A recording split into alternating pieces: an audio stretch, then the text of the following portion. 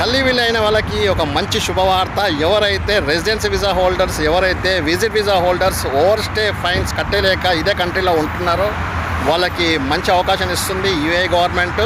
So UAE amnesty 2024 September 1వ తారీఖు నుంచి 2 నెలల పాటు గ్రేస్ పీరియడ్ అనమాట.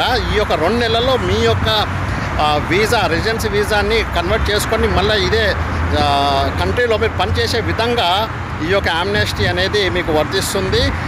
Residency visa holders and visit visa holders కూడా అని చెప్పేసి ఇందాకనే కలీస్ టైమ్స్లో కూడా అఫీషియల్గా బ్రేకింగ్ న్యూస్ అనేది ఇచ్చారు. ఆల్రెడీ ఇక్కడ పెడుతున్నాను నేను.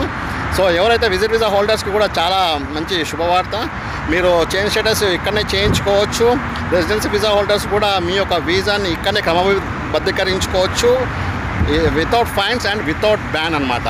సో దయచేసి ఈ యొక్క గొప్ప అవకాశాన్ని వినియోగించుకోండి. దయచేసి మన వాళ్ళకి తెలియజేయండి, మన తెలుగు వాళ్ళకి.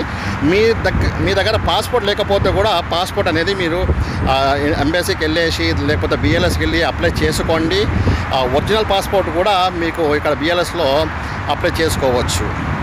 సో ఎవరైతే వీసా ఎక్స్పైరీ అవ్వలేదో వాళ్ళకి ఈ యొక్క యామ్నెస్టీ వర్తించదు, గుర్తుపెట్టుకోండి దయచేసి. ఎవరైతే కంపెనీస్ కల్లివిల్ అయ్యి అన్న మా వీసా ఇంకా ఉంది, మేము వెళ్ళిపోవాలనుకుంటే యామ్నెస్టీలో అనుకుంటే కాదు. ఎవరైతే వీసా ఎక్స్పైర్డ్ వీసా హోల్డర్స్ అంటే residency visa holders are visit visa holders దయచేసి గుర్తుపెట్టుకోండి.